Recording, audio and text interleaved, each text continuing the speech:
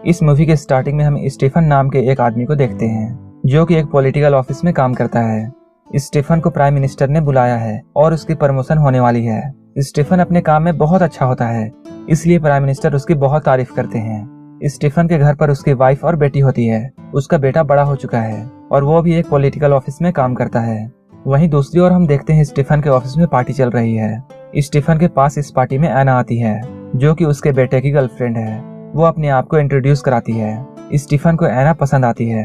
यहाँ पर इन दोनों की नजरें अजीब तरीके से मिल रही थी। मार्टिन जो कि स्टीफन का बेटा है, मार्टिन अपने पिता से मिलाने के लिए अपनी गर्लफ्रेंड को लेकर आता है। यहाँ पर भी एना और स्टीफन एक दूसरे से बातें करते हैं। स्टीफन की वाइफ यानी मार्टिन की मदर को एना बहुत अजीब लगती है। एना ने पूरे लंच तक उससे कोई भी बात नहीं की थी। इसके बाद हम देखते हैं एक दिन एना स्टीफन को कॉल करती है। एना ने स्टीफन को एक लोकेशन और टाइम दिया होता है। स्टीफन वहां जाता है और एना के साथ इंटीमेट होने लगता है। फर्स्ट मीटिंग के बाद अब इन दोनों के बीच रिलेशन बन चुकी है। एक दिन स्टीफन के पास उसका बेटा मार्टिन आता है। वो बहुत खुश होता है। उसने उसे बताया मुझे पॉलिटिकल एडिटर की जॉब मिली है। स्टीफन यह सुनकर बहुत खुश होता है क्योंकि ये बहुत बड़ी जॉब होती है। मार्टिन की इस प्रमोशन से खुश होकर सारे फैमिली एक साथ डिनर करने लगते हैं। मार्टिन के ग्रैंडफादर उसके लिए बहुत खुश होते हैं। उसने बहुत जल्दी इतनी प्रोग्रेस की थी और उन्हें एना भी बहुत पसंद होती है। एना से उसके फैमिली के बारे में पूछा जाता है। वो कहती है मेरे फादर एक डिप्लोमेट थे और उसकी मदर एक फ्रिंज है। उसकी 4 शादियां हो चुकी हैं। उसकी फैमिली काम के वजह से यहाँ से वहाँ मूव करते रहती है और इसलिए वो लोग बहुत सारे कंट्रीज घूम चुके हैं। 3 साल पहले एना का ब्रेकअप हुआ था और इसके बाद से वो लंदन में अकेले ही रहती है। स्टीफन की वाइफ उससे बहुत सारा क्वेश्चंस करती है। वो पूछती है क्या तुम अपनी मदर से मिलती हो या तुम्हारा कोई भाई है। असल में एना का एक भाई होता है। कुछ वक्त पहले उसने सुसाइड कर ली थी। वो पूछती है ऐसा क्यों हुआ था। वो कहती है वो किसी से प्यार करता था। इन सब की बात काफी अजीब होने लगती है। इसके बाद मार्टिन एना को लेकर यहाँ से चला जाता है। मार्टिन को कुछ काम होता है इसलिए वो अपने ऑफिस चला जाता है। रात में स्टीफन एना के पास आता है। वो एना से कहता है हमें कुछ न कुछ करना पड़ेगा। डिनर करते वक्त पूरे टाइम मैं तुम्हारे बारे में सोच रहा था। तुम्हें छूना चाहता था, तुम्हें पकड़ना चाहता था। एना कहती है तुम चिंता मत करो, मैं हमेशा यहीं रहूंगी। इसके बाद काफी अजीब तरीके से ये दोनों एक दूसरे के साथ इंटीमेट होते हैं। इंटीमेट होने के बाद एना अपने ब्रदर के बारे में और भी कुछ बताती है। वो कहती है मेरी फैमिली को बहुत बार यहाँ से वहाँ मूव होना पड़ा। मैं और मेरा भाई हम दोनों ही एक दूसरे का सहारा थे और हम दोनों एक साथ ही रहा करते थे। मेरे भाई को मेरे से प्यार हो गया और वो मुझे पाना चाहता था और उसने मेरे वजह से ही सुसाइड किया था। एना कहती है लाइफ में सबसे बुरी चीज जो कि हो सकती है वो मेरे साथ हो चुकी है। मेरे भाई के जाने के बाद मैं बिल्कुल टूट चुकी थी। एना स्टीफन से कहती है जो भी कुछ अब चल रहा है वो बहुत ही अच्छा है। ये सब चेंज नहीं होने चाहिए। स्टीफन की कॉन्फ्रेंस होती है। वो चाहता था एना भी उसके साथ आए, लेकिन एना वहां आने से मना कर देती है। जब स्टीफन की अपनी वाइफ से बात होती है तब उससे पता चलता है मार्टिन और एना दोनों एक साथ पेरिस गए हैं। स्टीफन इसके बाद अपने कॉन्फ्रेंस में जाता है, लेकिन वहां उसका मन बिल्कुल नहीं लग रहा था। वो अपना माइंड चेंज करके डायरेक्टली पेरिस आ जाता है। उसने एना को कॉल किया और वो एक जगह पर उसे मिलने के लिए बुलाता है। एना जब उससे मिलती है तब वो उसे किस करने लगता है। वो कहता है मैं तुमसे बहुत प्यार करता हूँ। एना स्टीफन से कहती है मुझे अभी वापस जाना पड़ेगा, मार्टिन अभी भी सो रहा है। एना वहाँ से चली जाती है। स्टीफन इन दोनों के होटल में ही एक रूम लेता है। उसने जब अपनी होटल की खिड़की से देखा तब वह देखता है मार्टिन और एना दोनों एक दूसरे के साथ इंटीमेट हो रहे हैं। स्टीफन को यह देखकर बहुत बुरा लगता है। वो बहुत रोता है। स्टीफन जब घर आता है तब वह देखता है उसकी डॉटर का बॉयफ्रेंड उसके घर आया हुआ है। ये देखकर उसे बहुत अजीब लगता है। स्टीफन की वाइफ कहती है तुम्हारी बेटी प्यार में है। ऑफिस जाने के बाद स्टीफन फिर से एना को कॉल करता है। आज वो सिर्फ इंटीमेट होने के लिए उससे नहीं मिलना चाहता है, बल्कि ये दोनों मिलकर बातें करना चाहते हैं। ये दोनों एक पार्क में मिलने के लिए आते हैं। एना को यहाँ बाहर मिलना अच्छा नहीं लगता है। वो स्टीफन के साथ सिर्फ बेड में ही रिलेशन रखना चाहती है। इसके अलावा वो कोई भी रिलेशन नहीं चाहती है। स्टीफन उससे कहता है मैं अपनी वाइफ को छोड़ दूंगा, यही हम सबके लिए ठीक होगा। एना उससे कहती है तुम्हारे बेटे का क्या होगा। स्टीफन कहता है वो भी ठीक हो जाएगा, हमें कोई भी प्रॉब्लम नहीं होगा। एना कहती है वो हमेशा के लिए तुमसे नफरत करेगा। तुम अपनी फैमिली को खो दोगे सिर्फ इसलिए क्योंकि तुम मेरे साथ रह सको, मेरे साथ सब कुछ कर सको। ये सब तुम्हें अभी भी ऑलरेडी मिल रहा है। जो भी चीज तुम पाने की कोशिश अभी कर रहे हो वो ऑलरेडी तुम्हारे पास है। एना यहाँ पर उससे कहना चाहती थी ये सब कुछ जैसा चल रहा है वैसा ही चलता रहे। एक दिन स्टीफन का बहुत इंपॉर्टेंट इंटरव्यू होता है। इस इंटरव्यू को उसकी वाइफ भी देखती है और वो स्टीफन को बधाई देती है। वो उसके पास आती है और कहती है हम फर्स्ट टाइम मिले थे, तुम उस वक्त एक डॉक्टर थे, उस वक्त तुम बहुत परफेक्ट हुआ करते थे। और यही चीज मुझे तुम में बहुत पसंद आती है। लेकिन आजकल इन दोनों की रिलेशनशिप अच्छी नहीं चल रही होती है। ये दोनों सिर्फ एक साथ रहते हैं। स्टीफन को एना के साथ जैसा फील होता है वैसा अपनी वाइफ के साथ नहीं होता है। एक दिन जब स्टीफन एना से मिलने के लिए आता है, वहाँ पीटर भी आ जाता है।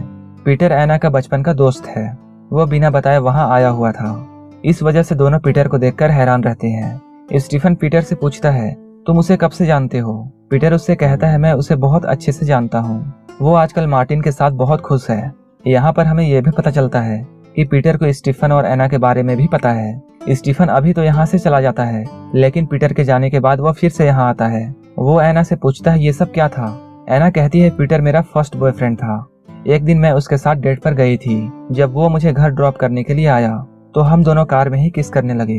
ये सब मेरे ब्रदर ने देख लिया था और वो ये सब देखकर बहुत गुस्सा हो गया, क्योंकि वो मुझे चाहता था। मेरे ब्रदर ने मुझसे पूछा, क्या तुम अब सबके साथ डेट पर जाओगी? लेकिन एना ने वहाँ पर उसकी बात को इग्नोर कर दिया। उसका ब्रदर 2-3 घंटे तक उसके डोर के बाहर था, लेकिन एना ने उससे कोई भी जवाब नहीं दिया। जब एना ने कुछ देर बाद दरवाजा खोला, तब तक उसके भाई ने सुसाइड कर ली थी। इस बात से एना को बहुत सदमा लगा और एना के पेरेंट्स अब उस घर में नहीं रहना चाहते थे। पीटर के फैमिली को वो लोग जानते थे और इसलिए वो लोग पीटर के पास चले जाते हैं। एना उस वक्त बहुत गम में होती है और पीटर ने उसे सहारा दिया था। एना यहाँ पर कहती है, पीटर उस वक्त उसे बहुत सपोर्ट करता था। अपने गम की वजह से एना फर्स्ट टाइम पीटर के साथ इंटीमेट हुई थी। स्टीफन को यह सब सुनकर एना के लिए बहुत बुरा लगता है। स्टीफन की वाइफ का बर्थडे होता है, इसलिए वो अपने फादर से मिलने के लिए जा रही होती है। अपनी पूरी फैमिली के साथ वो अपनी बर्थडे मनाना चाहती थी। मार्टिन एना को भी लेकर उसके बर्थडे पार्टी में आता है, लेकिन इंग्रिड यानी मार्टिन की माँ को यह सब पसंद नहीं आता है। एना उसे काफी अजीब लगती है। ये लोग ग्रैंडफादर के पास आते हैं। किस तरह ये लोग बचपन में यहाँ आया करते थे, इसके बारे में ये लोग एना को बताते हैं। मार्टिन कहता है, बचपन में सब कुछ बहुत अच्छा था, लेकिन फिर भी उसे खालीपन लगता था। उसकी फैमिली उसे हमेशा खाली लगी है।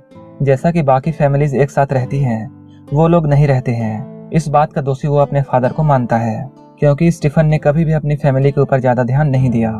इसके बाद नेक्स्ट डे मार्टिन और एना साथ होते हैं। इन्हें एक साथ देखकर स्टीफन को काफी बुरा लगता है। कुछ देर बाद मार्टिन अनाउंस करता है कि वो एना से शादी करने वाला है। सिर्फ उसके ग्रैंडफादर ही उसके लिए खुश होते हैं। इंग्रिड को एना पसंद नहीं होती है। वहीं स्टीफन भी खुश नहीं है, क्योंकि वो खुद एना को चाहता है। स्टीफन जब मार्टिन के साथ अकेला होता है तो वो उससे पूछता है, क्या एना ने तुमसे डायरेक्टली शादी के लिए हाँ कहा है? मार्टिन उससे कहता है हाँ। डिनर के वक्त मार्टिन ने जो भी अपने फादर के साथ कहा था, इसके लिए वो उनसे सॉरी कहता है। इसके बाद वो कहता है, एना में कुछ अजीब सा ही सैडनेस है। वो जब भी उसके साथ होता है उसे बहुत अच्छा लगता है। स्टीफन ये सब सुन रहा होता है। मार्टिन अपने फादर से कहता है, एना के साथ वो जब भी होता है वो बहुत खुश होता है। रात में सबके सो जाने के बाद एना और स्टीफन फिर से एक दूसरे के साथ मिलते हैं और अंदर जाकर ये दोनों एक दूसरे के साथ इंटीमेट होते हैं। एना के रूम से जब स्टीफन बाहर आता है तब उसकी डॉटर उसे देख लेती है। अगले दिन आकर वो अपनी डॉटर को समझाता है। वो कहता है, तुम्हारी मदर और मुझे दोनों को एना अच्छी नहीं लगती है।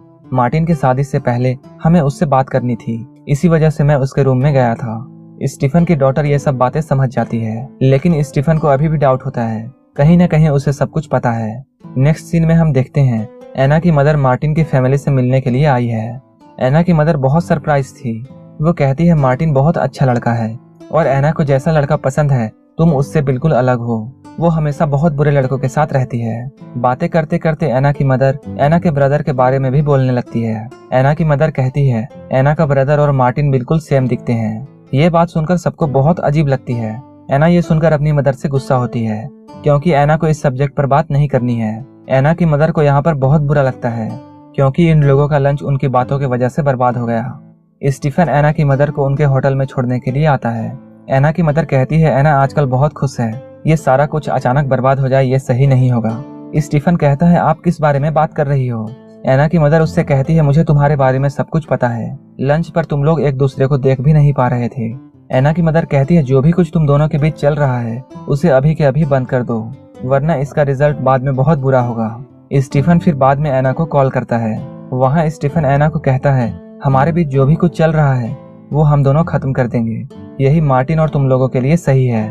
इसके बाद स्टीफन मार्टिन से मिलने के लिए आता है। मार्टिन की डेस्क पर मार्टिन, एना और स्टीफन की फोटो होती है, जिसे स्टीफन बहुत गौर से देख रहा था। मार्टिन वहां आकर उससे कहता है, अगर आप चाहो तो इस फोटो को रख सकते हो। स्टीफन मार्टिन से कहता है, तुम्हें जो भी कुछ लगता है वो सब कुछ सही है। हमारे फैमिली पर मैंने कभी भी फोकस नहीं किया। मुझे लगता था सब कुछ मैं कंट्रोल कर सकता हूँ, लेकिन मैं गलत था। तुम एक स्मार्ट लड़के हो और तुम्हें इन सब के बारे में ऑलरेडी पता है। स्टीफन यहाँ ये भी बताता है कि वो अपने बेटे पर बहुत प्राउड है। स्टीफन रात में बहुत देर तक काम करता है, वो बहुत डिस्टर्ब होता है और इसलिए उसे घर भी नहीं जाना है। पार्टी की वजह से इंग्रिड उसे घर बुलाती है, लेकिन स्टीफन घर जाने से मना कर देता है और कहता है मुझे बहुत सा काम है, मेरे कलीग भी मेरे साथ काम कर रहे हैं। हम देखते हैं स्टीफन के घर पर स्टीफन के फ्रेंड्स होते हैं। इससे इंग्रिड को ये पता चल जाता है कि स्टीफन झूठ बोल रहा है। स्टीफन आजकल बहुत डिस्टर्ब रहता था। इंग्रिड को ये पता चलता है कि स्टीफन को फिर से प्रमोशन मिली है, लेकिन फिर भी वो बहुत सैड होता है। इंग्रिड उसके पास आती है। इंग्रिड उससे पूछती है क्या हुआ है। स्टीफन उससे कहता है शायद मैं प्रमोशन नहीं चाहता हूँ, और वो उससे कहता है उसके साथ जो भी कुछ हो रहा है वो उसे नहीं बता सकता है। यह बात सुनकर इंग्रिड भी अपसेट हो जाती है। एक दिन एना स्टीफन के ऑफिस में एक गिफ्ट भेजती है। उसमें उसके नए घर की चाबी थी। एना और स्टीफन के बीच में जो भी कुछ चल रहा है वो हमेशा चलता रहे, इसके लिए एना ने एक अलग घर लिया था।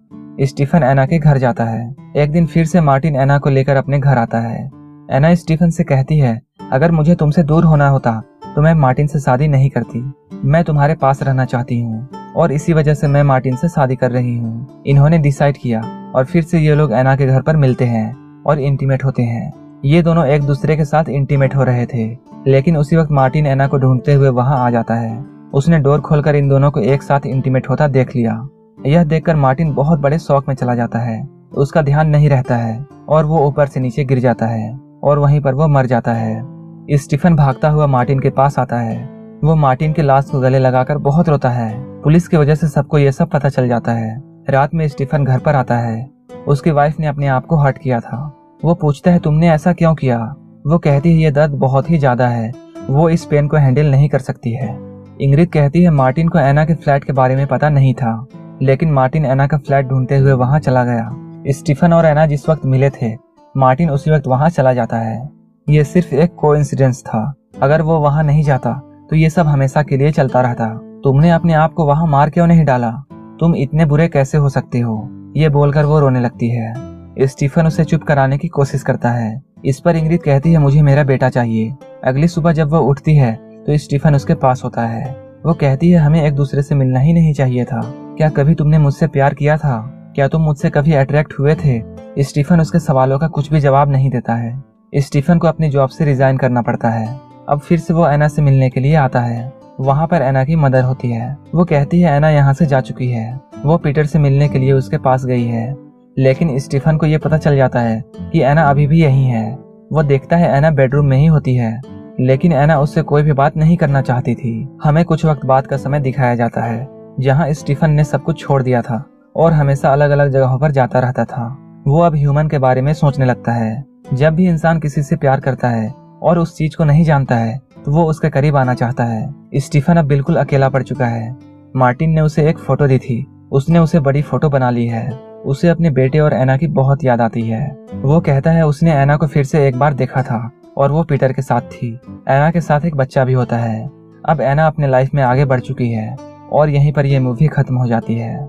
स्टीफन ने अपने जिंदगी में बहुत से गुनाह किए थे, लेकिन वो अभी भी सोचता था कि वो एना से प्यार करता है और इसलिए उसने ये सब किया है। उसकी एक ब्यूटीफुल फैमिली होती है। उसने अपने जीत के लिए अपनी फैमिली को खो दिया और अब बिल्कुल अकेला हो चुका है। दोस्तों, अगर आपको मूवी अच्छी लगी हो तो एक लाइक जरूर कर देना। साथ ही इसी तरह की मूवीज के लिए हमारे चैनल को सब्सक्राइब करके बगल वाले बेल आइकन पर भी क्लिक कर लेना, ताकि आप हमारी कोई भी मूवी मिस ना करें।